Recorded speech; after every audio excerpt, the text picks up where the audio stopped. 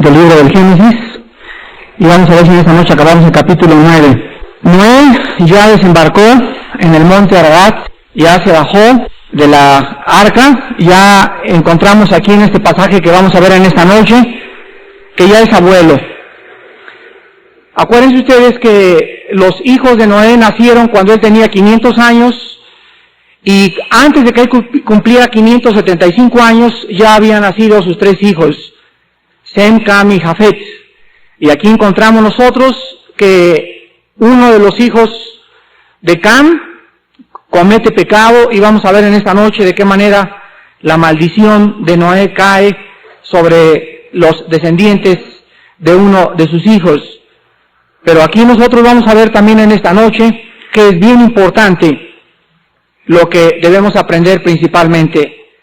Nadie que le falte el respeto a sus padres le podrá ir bien en la vida. Nadie que le falte el respeto a sus padres le podrá ir bien en la vida. Y vamos a ver este principio desde el comienzo de este libro. Dice el versículo 18 en adelante: y los hijos de Noé que salieron del arca fueron Sem, Cam y Jafet. Cam es el padre de Canaán. Estos 3 son los hijos de Noé, y de ellos fue llena toda la tierra. Después comenzó Noé a labrar la tierra y plantó una viña, y bebió del vino y se embriagó, y estaba descubierto, en medio de su tienda. Y Cam, padre de Canaán, vio la desnudez de su padre, y lo dijo a sus 2 hermanos que estaban afuera.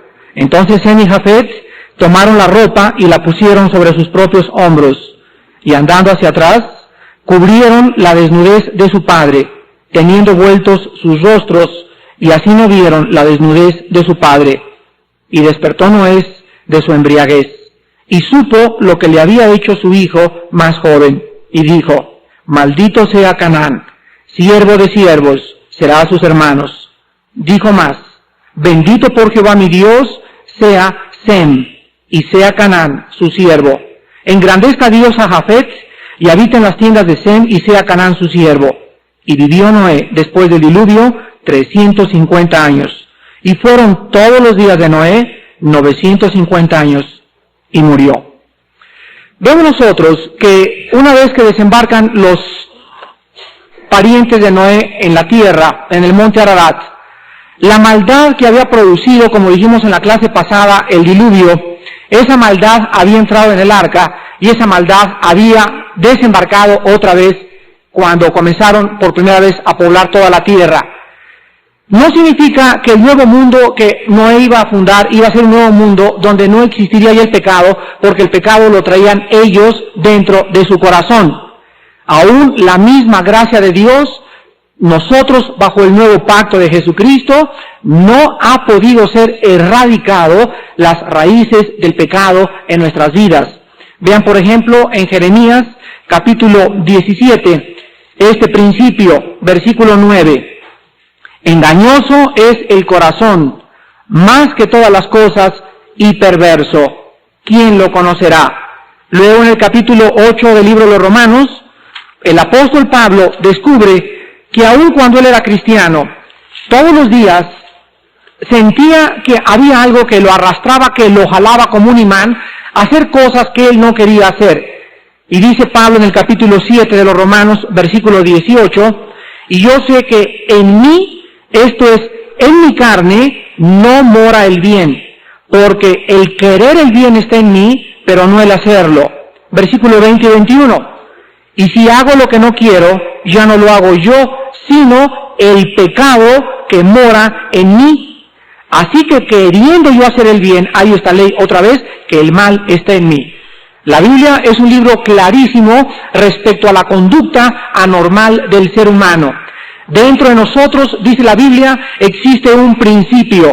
Ya hemos visto que este principio, todos los filósofos y religiones le quieren poner diferentes nombres. Shakespeare le puso el defecto trágico, la psicología le llama el problema del medio ambiente, el marxismo le llama la lucha de las clases. En fin, cada quien le pone su nombre, pero la cuestión es la siguiente: existe un mal dentro de nosotros y la Biblia le llama pecado. Este principio que está entre nosotros está combatiendo, y este principio bajó del arca de Noé. Y vamos a ver que después de un año maravilloso en el arca, y después de ver el poder de Dios, y ver todo lo que Dios hacía, y cómo preservó los animales, bajando del arca, después de que Noé levantó su altar, lo primero que brinca de la carne es el pecado. Regresamos al Génesis, y vemos en el capítulo 9, que los 3 hijos de Noé son los que fundan el nuevo mundo, o los padres de todos los descendientes. ¿Sabían ustedes que el verdadero origen de las diferentes razas y naciones del mundo se encuentra solamente aquí en la Biblia? Pregúntale a cualquier etnólogo, o etimólogo, o lingüista, o antropólogo el origen de las razas y de las naciones.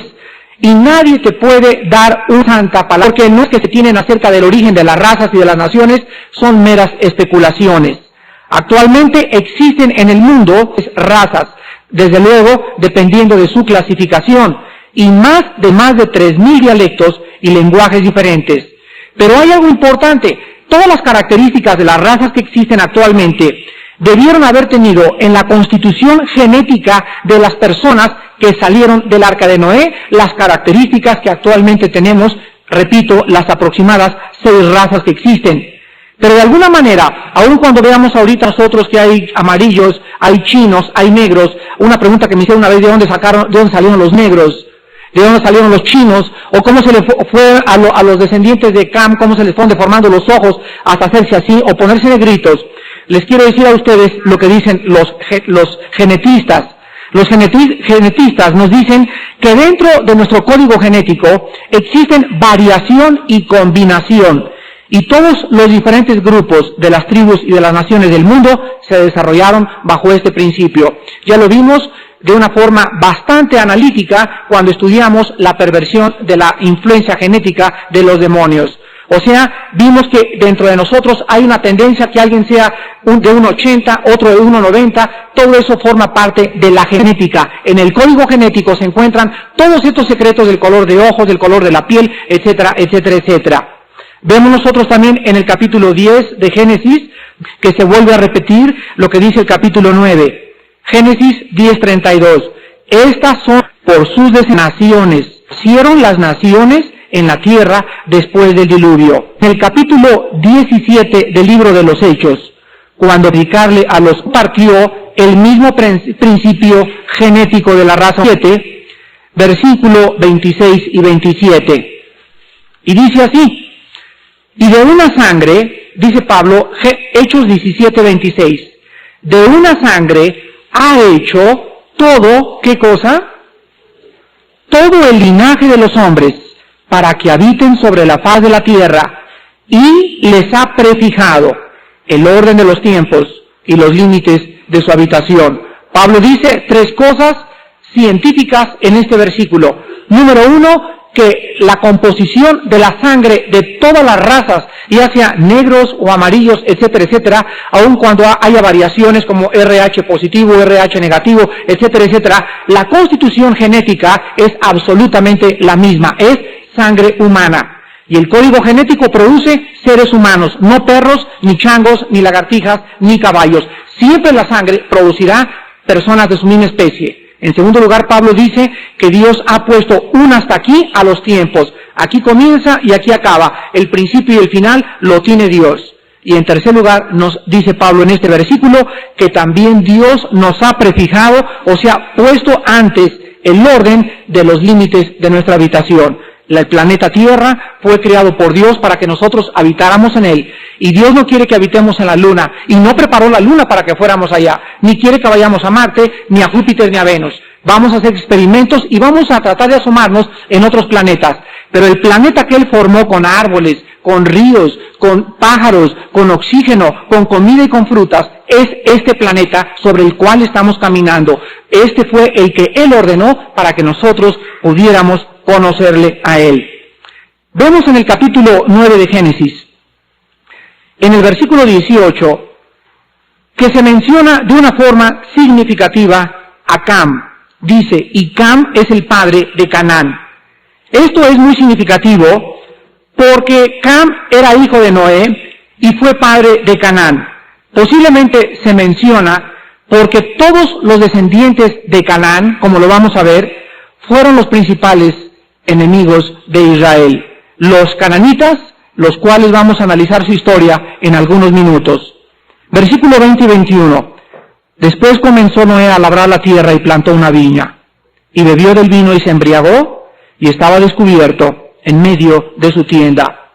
Vemos aquí que los 3 hijos de Noé que nacieron después de él tenían aproximadamente unos 50 o 60 años, pero los 3 hijos de Noé comenzaron también a tener hijos.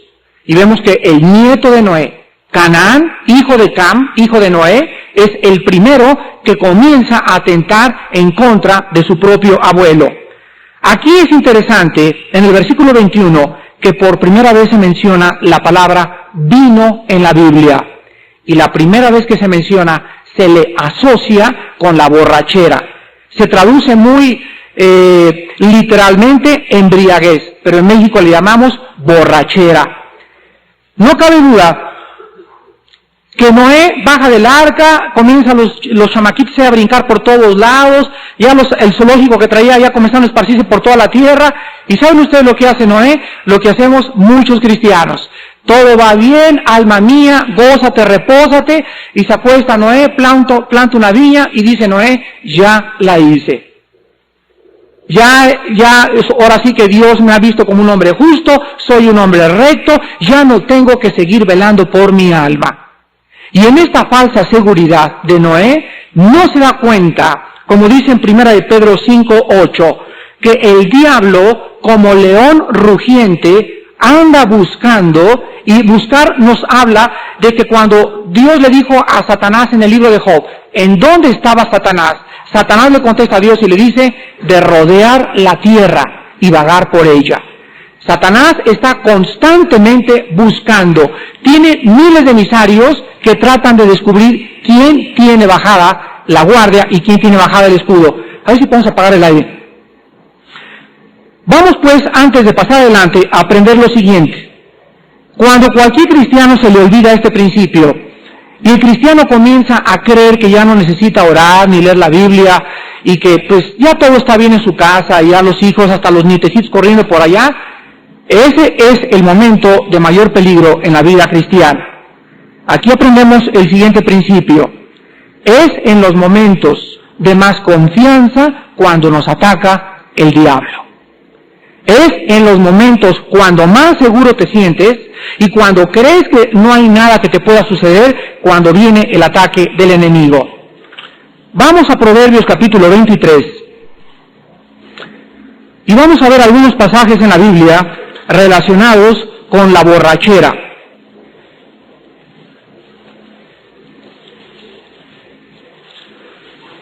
En el capítulo 23 de Proverbios, versículos del 29 al 35, dice la Biblia, ¿para quién será el ay?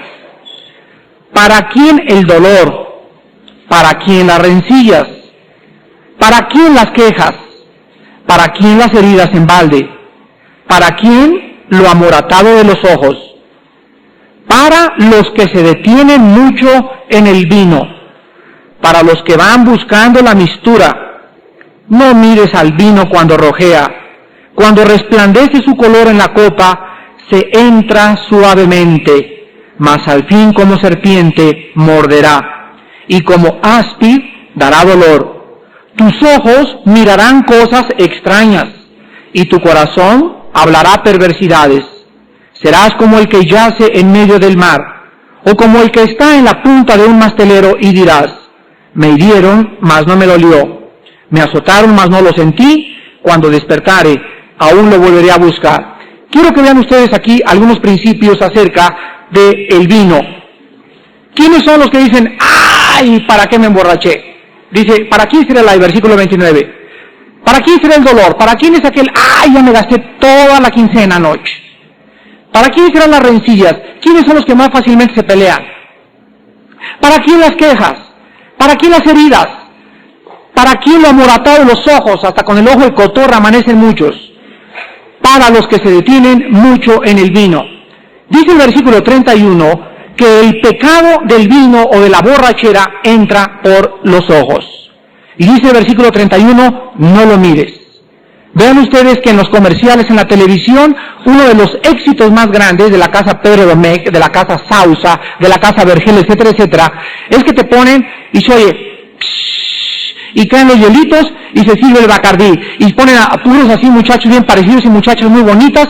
Y a ver, ¿y tú cómo lo quieres? Combinado, obviamente. Y como que se antoja, ¿verdad? Como que quisiera estar ahí en la onda de ellos y dices, caray, qué buena onda tienen. Y mañana en la fiesta es lo primero que voy a hacer y quieres imitarlos y llegas a la cantina y obviamente, y te sientes como uno de los que están en la televisión. Todo entra a través de los ojos. Y el diablo es bien, absolutamente maestro, es el arte maestro en el arte de engañar, para prepararnos y disfrazarnos una muchacha bien bonita, con cara de angelito, una botella fresquecísima, el Chivas Regal así sabroseándose entre una cerveza bien helada así con hielos cayéndose para que se... Después dice en el Espíritu Santo, hablando otra vez acerca de la borrachera, ¿de qué forma tan dramática Dios condena a los borrachos en la Biblia? Antes de seguir adelante, les quiero recordar, el mundo dice que el alcoholismo es una enfermedad. Bueno, eso dicen los médicos, el alcoholismo para Dios es un pecado.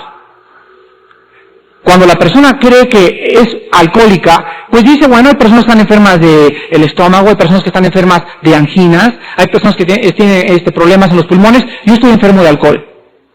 Entonces se pone en el nivel de todos los enfermos, es un pobre enfermo. La Biblia le llama pecado, no enfermedad. Así como los homosexuales y las lesbianas dicen, yo estoy enfermo de la cabeza, etcétera, etcétera, para Dios eres un pecador. Y con todo lo que le llames enfermedad y con toda tu homosexualidad y con todo tu lesbianismo, tú te vas a condenar si en esta noche no te arrepientes. Dice en Isaías capítulo 5, versículo 11 y 12. ¡Ay de los que se levantan de mañana para seguir la embriaguez! Que se están hasta la noche, hasta que el vino los enciende, y en sus banquetes hay arpas, vihuelas, tamboriles, flautas y vino, y no miran la obra de Jehová, ni consideran la obra de sus manos. El principio aquí es el siguiente, dice Dios, hay de aquellos que comienzan a ahogarse o comienzan a anestesiarse. El alcohol anestesia los 5 sentidos. Y te anestesia de tal forma que te impide poder disfrutar la obra de Dios. Yo recuerdo cuando, antes de ser cristiano, algunos amigos míos y yo íbamos a Acapulco, etcétera, etcétera, y comenzaban las cervezas, el vino, bla, bla, bla, y pasabas 2 o 3 días así, hasta los calcetines, y regresabas a México, y ¿cómo te fue en Acapulco, padre? Y, oye, ¿en qué comí? Ni siquiera nos acordamos en qué restaurante habíamos comido. ¿A qué playa fueron? Ni me acuerdo. ¿Y dónde dormiste? Ni me acuerdo tampoco. O sea, no nos permite ni siquiera disfrutar, y nosotros creíamos que era la pura buena onda. Pero la obra de Dios se disfruta en sus 5 sentidos. Además, la Biblia enseña, lo vamos a ver, que el alcohol, acuérdense del principio que hablamos del pecado, ¿se acuerdan al principio del estudio? Que está dentro de nosotros el mal y el pecado. Bueno, ¿saben ustedes qué activa más el mal dentro de nosotros? El animal que traemos dentro, el traidor que traemos dentro, aquel que le abre la puerta es el alcohol. 2 o 3 copas, le acabas de meter la puerta al monstruito que tenemos encerrado y le abre la reja y aquel monstruo que tenemos dentro de nosotros es liberado por medio del alcohol. Y el hombre entonces, bajo el influjo del alcohol, se convierte en un animal, 100%. Dice en el versículo 22, ahí mismo en Isaías 5:22, ¡ay de los que son valientes para beber vino! Y hombres fuertes para mezclar bebida. En México, ¿con qué está asociado el alcoholismo? con el machismo, ¿no es cierto? Y los que beben son valientes. Los que beben son machos. Ese sí es mi compadre, échese una compadre. Aquí no ven que no queremos viejas, aquí póngase los pantalones. Y es increíble, ¿verdad?, que esta mentalidad puede existir, de relacionar una cosa, un vicio, con la valentía. Y ya hace 2750 años, cuando fue escrito Isaías, ya el Espíritu Santo decía, ay de aquellos que se creen machitos, o que asocian la valentía con el tomar. ¿Saben ustedes una cosa? La Biblia dice lo opuesto. El que refrena su espíritu y tiene control sobre sí mismo es más valiente que aquel que se deja llevar por sus pasiones. Es más de hombres decir no a dejarse arrastrar y convertirse en un animal. También encontramos en Isaías capítulo 28, versículo 7,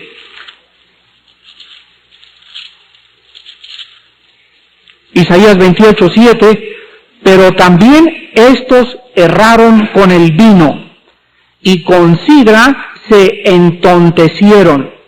El sacerdote y el profeta erraron con vino, con sidra, fueron trastornados por el vino, se aturdieron con la sidra, erraron en la visión, tropezaron en el juicio. Una de las cosas más graves que existió entre el pueblo de Israel es que aquellos que Dios había levantado como líderes fueron los primeros en abusar del vino. Se entontecieron, se aturdieron, se volvieron como animales, el Espíritu Santo no podía comunicarse con ellos, porque el Espíritu Santo dice en 1 Corintios 14, que se comunica a través del entendimiento, y la mente tiene que estar absolutamente limpia. Por eso en la mañana es el momento más precioso para orar y para venir a la palabra. Necesitamos no tener problemas ni pensar en nada para que no haya interferencia entre nosotros y el Espíritu Santo. Hace poco llegó una persona a mi casa ahí en Cuernavaca y me comenzó a explicar cómo funcionan las antenas parabólicas. Yo hace algunos años paso por las casas y una cosa tremenda veo allá y otra cosa por allá, y de repente nunca me había fijado cómo funcionan las antenas parabólicas. Y esta persona que le estoy testificando de Cristo, me está yendo a visitar, me explicó y me dice, mira Armando, hay antenas de 4 o 5 metros, de 8, de 10, más grandes. Mientras más chicas, menos satélites alcanzan. Pero hay 20 satélites en el aire. Entonces, todos tienen una tangente, así más o menos una parábola, y la antena parabólica agarra, por ejemplo, el G1, el F3, el F4, el satélite Morelos, etcétera, etcétera, según el alcance. Pero tiene que estar sincronizada de una forma tan absolutamente matemática, que un grado para acá o un grado para allá ya se distorsiona la imagen de la televisión. Tiene que ser exactamente enfocada donde la señal es recibida y donde la antena la recibe y la manda a tu televisor. Y es increíble la precisión en la que la señal tiene que llegar para que agarres un satélite y no te metas en otro satélite. Pues para que nosotros también podamos agarrar la señal de Dios, tenemos que estar absolutamente concentrados y limpios y puros en nuestro corazón, que no haya nada a la antena parabólica que le esté estorbando. Me dijo que si le caía agua, se enmohecía el polo rotor, un aparatito que tienen y que impide que la señal entre. Así nosotros también, si estamos algo ensucios, ya nos llega la señal de Dios y comenzamos, al no tener la frecuencia de Dios, ¿qué comenzamos a hacer? A equivocar nuestros pasos y nuestros caminos. Todas las analogías que existen en el mundo físico existen también en el mundo espiritual. Necesitamos estar absolutamente conectados y enfocados en la frecuencia de Dios para poder agarrar su frecuencia. Hay veces que alguien dice, anoche estuve con Dios, ¿verdad? Y fue el chamucón aquel que les mandó la señal. Y no estaban agarrando el satélite Morelos, estaban agarrando el satélite G1. Se conectaron a otra frecuencia y comienzan a perder la brújula. Eso les pasa a muchos líderes. Y en último lugar dice en Efesios 5:18, todos se lo saben de memoria.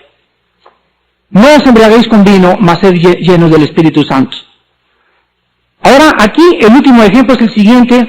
¿Por qué se compara la llenura del Espíritu Santo con la embriaguez? Porque los dos son diametralmente opuestos. ¿Qué hace el vino? Bueno, el vino, si soy tímido, me hace que tenga un poco más de confianza, y con 2 o 3 copas me siento así como que ya quiero bailar aquí el guapapachá y me aviento donde quiera, se pierdo las inhibiciones. Vamos a verlo con Noé, que ni siquiera se fijó cuando se le había caído la ropa. Y así vemos a señoras, ¿verdad? Se quitan el brasier y aquellos y comienzan por allá y se pierden las inhibiciones con el vino. Da ganas de hacer cosas, te sientes macho, te sientes valiente, vas en el coche y traes la pistola y ¡ándele! Y la vacías la pistola. ¿Por qué? Porque traes alcohol. O sea, lo que está dominando tu vida es el animal. Bueno, el Espíritu Santo es exactamente lo que quiere hacer de una forma opuesta, pero a través del Espíritu de Dios. El más grande imitador de la llenura del Espíritu Santo es el alcohol. El alcohol. Entonces el diablo te dice, lo que el Espíritu te da, tú no puedes hacerlo sin el Espíritu Santo. Pero cuando un hombre es lleno del Espíritu Santo, tiene en primer lugar valor. Dios no nos ha dado espíritu, ¿de qué? De cobardía, sino de poder, de amor y de dominio propio. Entonces, como todo ser humano quiere tener de nuevo y quiere perder las inhibiciones, los complejos y los prejuicios, lo quiere hacer a través del alcohol. Y la Biblia dice, lo podemos hacer cuando somos llenos del Espíritu de Dios. Regresamos a Génesis 9, y en el versículo 22 y 23, vemos lo que el alcohol hizo con este grande hombre que fue llamado justo delante de Dios. Lo primero que hizo fue perder la ropa, estando borracho. Versículo 22, y Cam, padre de Canaán, vio la desnudez de su padre, y lo dijo a sus dos hermanos, que estaban afuera. Entonces Sem y Jafet tomaron la ropa y la pusieron sobre sus propios hombros, y andando hacia atrás, cubrieron la desnudez de su padre, teniendo vueltos sus rostros, y así no vieron la desnudez de su padre. Mientras Noé estaba borracho, ¿qué le pasó? Ustedes que les gusta el análisis de la conducta del ser humano, perdió todo recato. Perdió todo recato. O sea, antiguamente se vestían con una túnica que se la metían por aquí por la cabeza. ¿Quién sabe dónde dejó la túnica? Pero lo que más le gustó a Noé fue comenzar a andar como Dios había traído a dar, olvidándosele que ya no podíamos andar así. En ese momento, su nietecito que andaba por ahí, su hijo que andaba por ahí, ve a su padre burlar, faltar, como si fuera, dice, vengan, a ver qué cosa, qué onda traes ahora. Y se ve que Cam creía que los hermanos iban a compartir con él su maldad, y dice la Biblia que los otros dos hermanos dijeron, de veras, qué poca vergüenza tienes, Cam, ¿cómo puedes divertirte y faltar el respeto a nuestro propio padre? Agarraron y lo cubrieron, y más adelante se despierta Noé. Se da cuenta, pues quién sabe dónde anda la túnica, y estaba un poco desnudo. Yo creo que le habla a su esposa, a sus hermanos, y le cuentan lo que pasó, y entonces viene la maldición sobre los descendientes de Cam. Quiero que vean ustedes, bueno, se lo voy a decir de memoria rápidamente. El pecado de Cam no fue el solamente ver la desnudez de su padre. Dice en Proverbios 10:23 que el hacer maldad es como una diversión al insensato. Los malos se divierten viendo los desnudos, oyendo las groserías, ja, de los chistes groseros, etcétera, etcétera. El pecado más grave que existe aquí en este momento no es el pecado de impureza, es el pecado de falta de respeto a la autoridad del Padre. Desde el principio de la Biblia, después de que se funda el Nuevo Mundo, el primer principio que el Espíritu Santo instituye es que si no se funda una familia, si no se funda una nación, si los fundamentos de nosotros no están en el papá y en la mamá, toda la nación se va a desmoronar. Y es precisamente lo que estamos viendo en nuestros tiempos, un atentado, un ataque al respeto y autoridad de los padres. Me canso de contarles historias de niños chiquitos que le escupen a la mamá y que se le tiran al suelo y que le hacen rabietas y ¡cállate! El otro día estábamos Alan y yo en un consultorio y estábamos viendo una niña que llegaba y se acerca a la niña y le hace a la mamá, así pero de 3 años, la pellizca y le hace y se hace para atrás la niña y le dice a su señorita, ¿por qué eres tan mala? Y le hace y estamos muertos de coraje, de risa y de tristeza, de ver cómo esa niñita, esa mi ruinita, chamaca. Pero veía, le decía Alan, mira nada más la maldad de los niños. Ve cuánta perversidad hay esa niña, pero esa niña es su naturaleza que se está explayando y que nadie la está deteniendo. Que la mamá se debe parar y decirle, ándele, ándele, a mí no me vuelvas a hacer eso. Pero esa niña crece y llegan a los 14, 15 años de edad, ¿y qué hacen? Mijita, no ves a la fiesta, ¿y si ves qué? Mijita, ayúdame a lavar las trastes, ¿y si no te digo qué? Y cuando comienza esa rebelión abierta del hijo ante el padre, déjenme decirles algo, no hay esperanza en esa casa. Cuando se viola abiertamente, cuando los hijos desafían a los padres de una forma tan abierta, déjenme decirles, queridos hermanos en Jesucristo, que lo único que nos queda a nosotros como padres es ir a su cuarto, hacerle su maleta y ponerlos en la calle.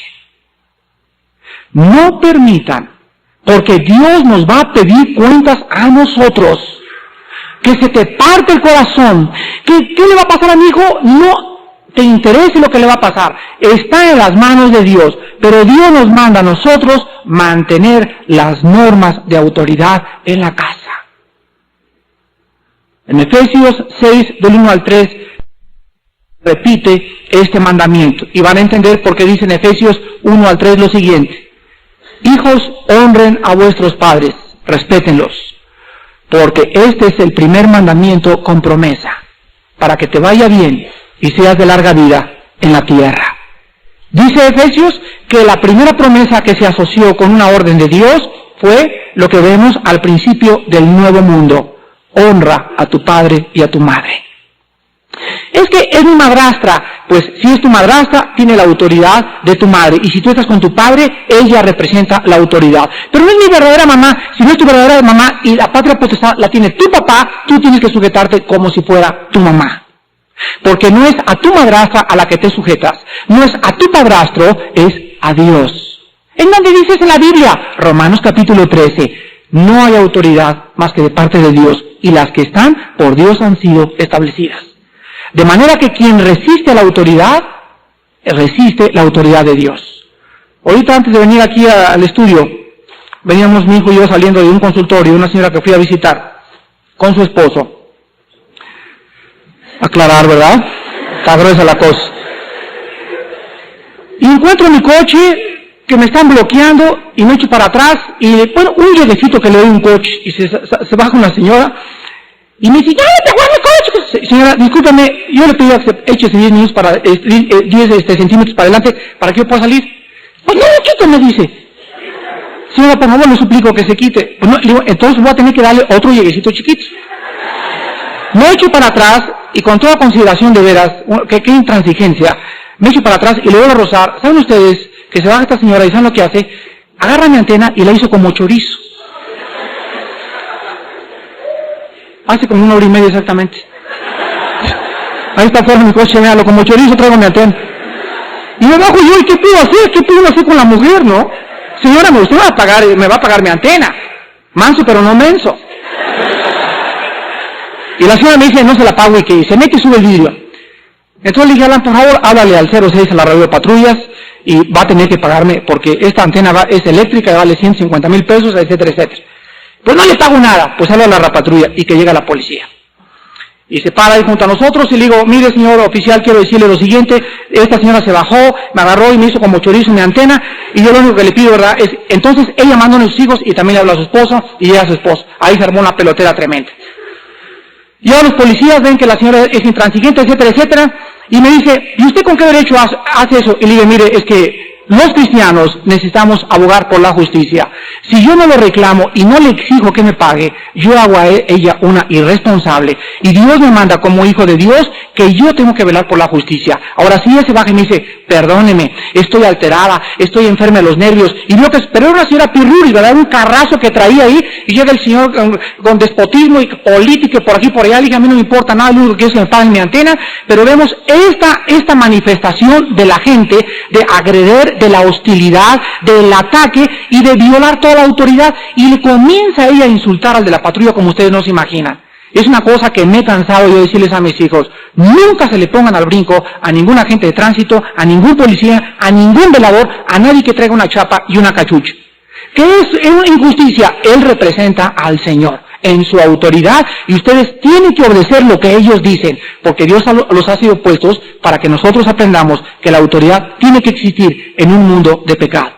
Total que el señor para hacérselas muy largas me dio su tarjeta, voy a confiar que le hable por teléfono al banco donde trabaja y dice que me va a pagar la antena. Vamos a ver, esperamos que así sea. Pero nosotros encontramos a continuación entonces la pena que ha de haber tenido Noé al despertar y saber que había sido hecho espectáculo público de su desnudez. En el versículo 25 viene la maldición de Canaán y vamos a acabar en esta noche el estudio analizando lo que fueron los cananitas. Dice el versículo 25. Y dijo, maldito sea Canaán, siervo de siervos será a sus hermanos. Dijo más, bendito por Jehová mi Dios sea Sem y sea Canaán su siervo. Engrandezca Dios a Jafet y habita en las tiendas de Sem y sea Canaán su siervo. Vean ustedes que Noé no maldice a Cam. ¿Ya lo notaron? ¿Quién es el que vio la desnudez de él? Cam. ¿Y a quién le cae la maldición? A su hijo. Hay una profecía en la Biblia que dice que la maldad de los padres alcanzará a los hijos a la tercera y cuarta generación. ¿Saben una cosa? Canaán era el cuarto en la generación de Noé. Ahora, ¿qué culpa tenía Canaán, o sea, los nietos y los descendientes de aquello que había dicho Cam? La Biblia nos muestra el principio que existe de la siembra y de la cosecha.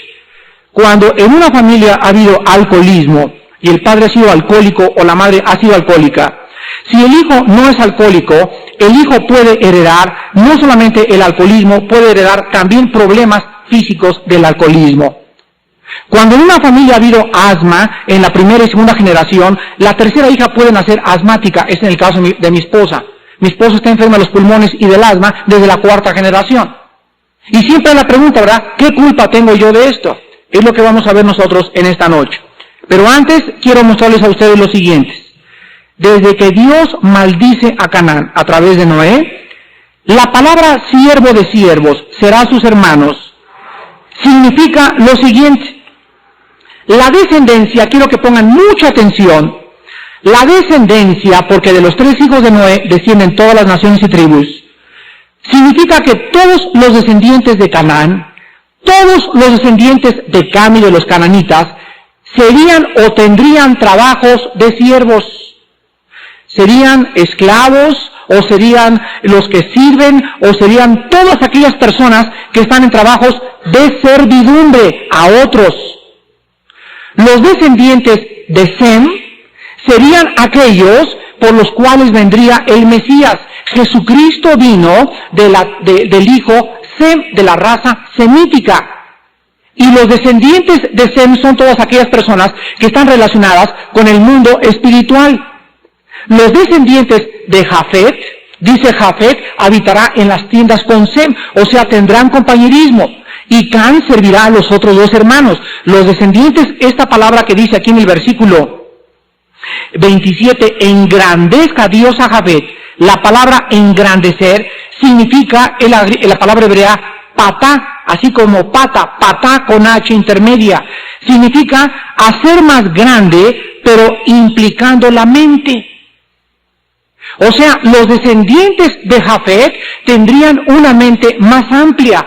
De los descendientes de Jafet vienen los intelectuales, los científicos y todas las personas que han estado involucradas en el mundo de la literatura, de la poesía o de la ciencia, los grandes pensadores. Vemos pues que en los 3 hijos de Noé encontramos la tripartidad del ser humano. Canaán representa la carne, Jafet representa la mente, los intelectuales, Sem representa los espirituales, o aquellos que ya están viviendo en comunión con Dios. En Cam, dice la Biblia, los cananitas fueron siempre enemigos de Israel, dice en Romanos 8, porque la carne es enemistad contra Dios, y nunca la carne podrá agradar a Dios. Nunca los cananitas pudieron agradar a Dios. Ahora ven ustedes aquí en el estudio de los cananitas lo siguiente. Cuando los descendientes de Cam, vemos que son los cananitas, son maldecidos, Dios cuando los judíos entran a la tierra de Canaán, que era posesión de los cananitas, de ahí viene el nombre, Dios le dice a todos los judíos, desde el éxodo, desde que salen de Egipto, no se metan con ellos, porque los cananitas tienen en primer lugar idolatría. En segundo lugar, son los más degenerados moralmente. En tercer lugar, prostituían la religión usando sacerdotisas prostitutas para tener relaciones sexuales y ofrecérselas al dios. En cuarto lugar, sacrificaban a los niños al dios Moloc. Y en quinto lugar, no tenían ningún respeto de ninguna cosa que los judíos les pudieran enseñar. Vean Levíticos capítulo 18. Con este estudio tan breve van a comprender ustedes más el Antiguo Testamento.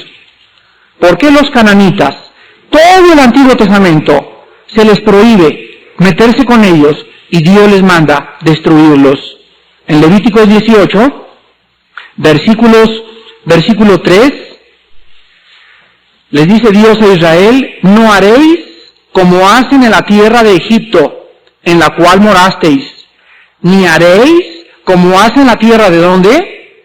De Canaán, a la cual yo os conduzco, ni andaréis en sus estatutos. Versículo 20 al 30. Vean todo lo que hacían los cananitas.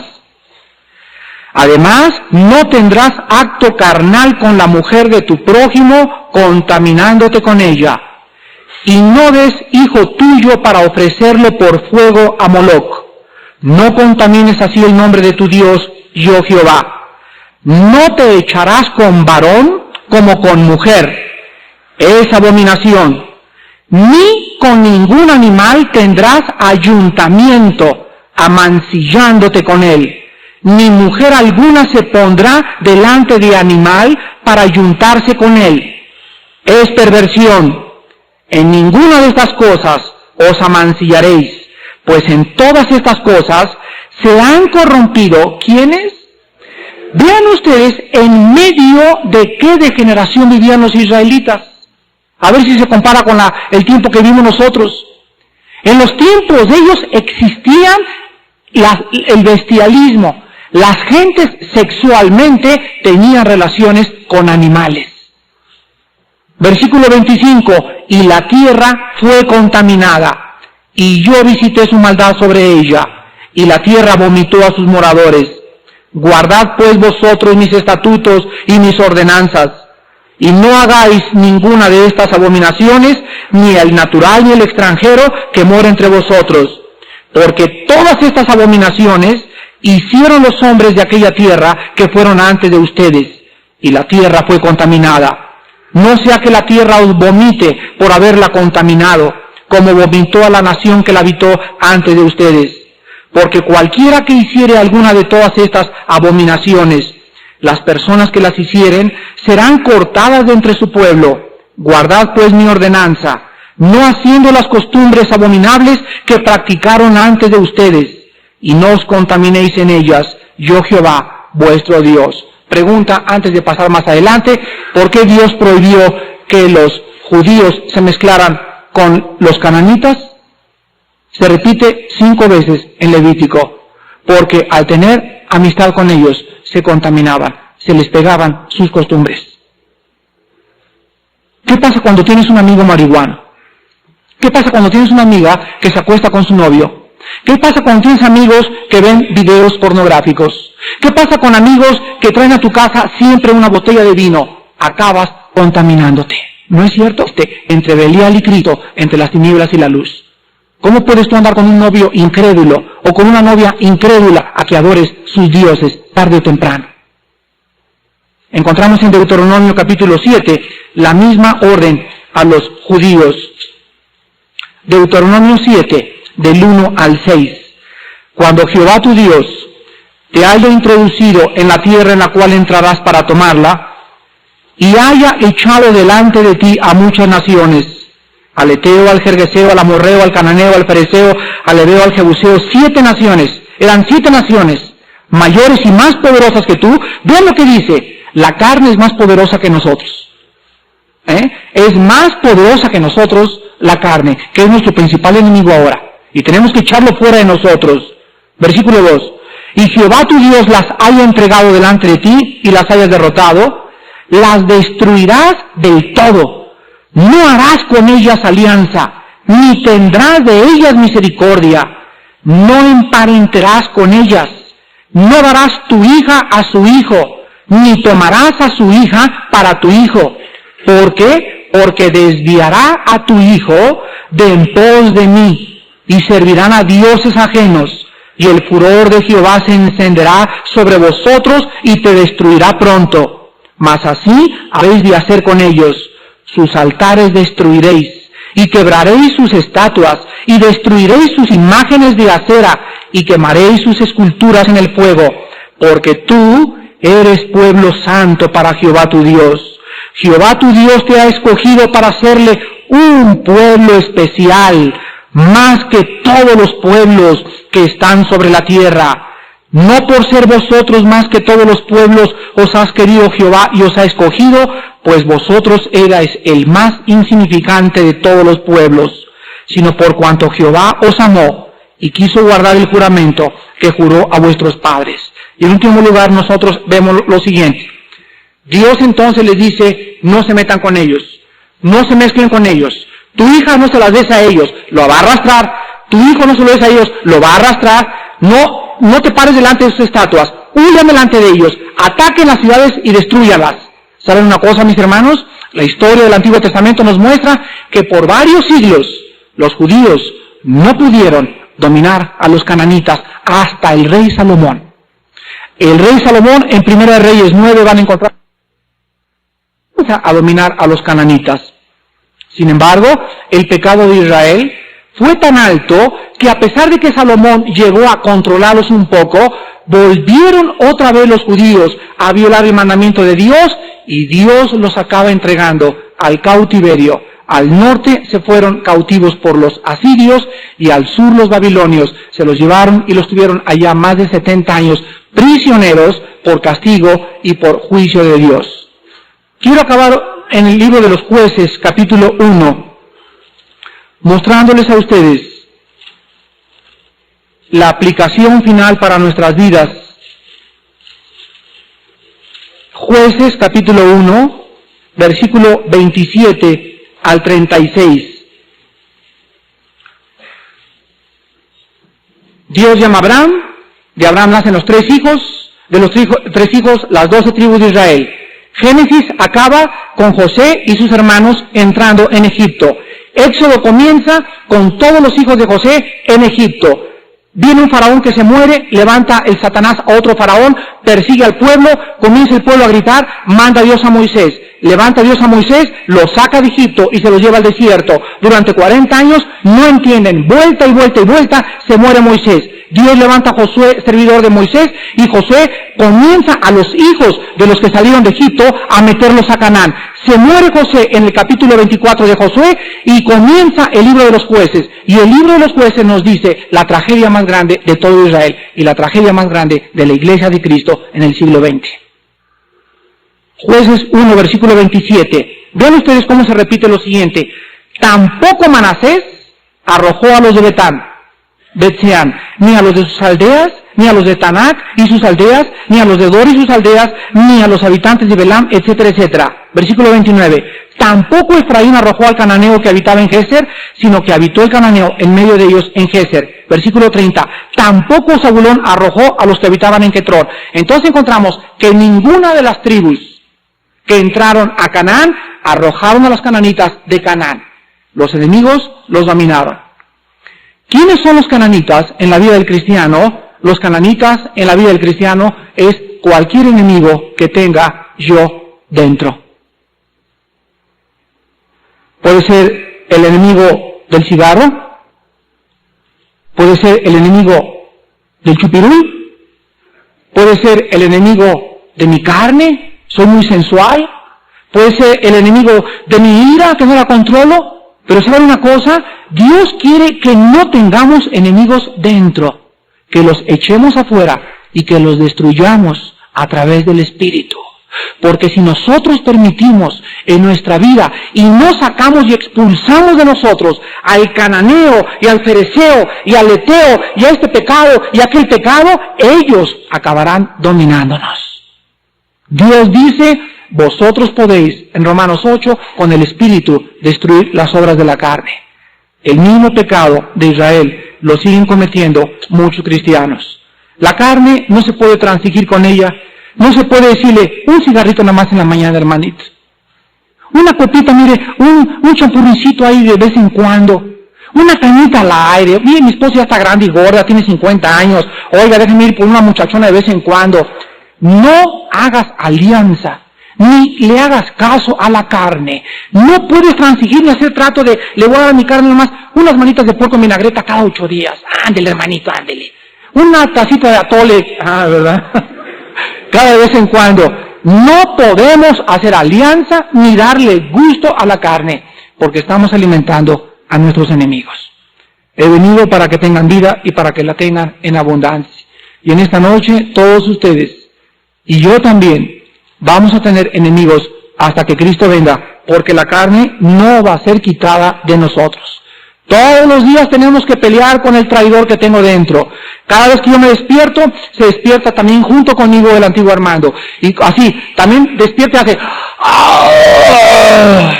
¿Y quién hace más fuerte? ¿El espíritu o la carne? Pero los dos se despiertan juntos y los dos se van a la cama juntos. Ahorita el estudio vino a la carne conmigo y vino el espíritu de Armando también conmigo. Y toda la vida, dice Gálatas 5, el hombre de la carnal se va a oponer al espíritu. El espiritual se va a oponer y va a haber una guerra continua para que no hagamos lo que querramos. Tenemos las armas de la palabra de Dios, de una vida de oración y la confesión de pecado para que la carne no nos domine, hermanos. Pero por favor, yo les pido por las misericordias de Dios, que si en esta noche tienes algún enemigo dentro de ti, ahorita es el momento que se lo entregues a Dios para que Él con su espíritu pueda hacerte el guerrero de Él que Él quiere que tú seas.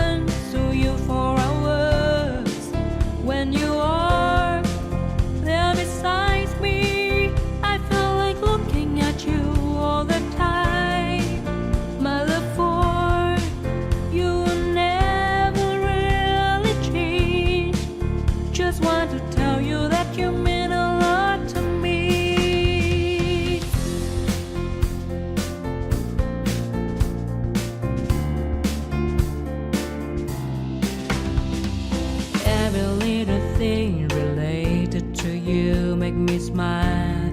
I know you're watering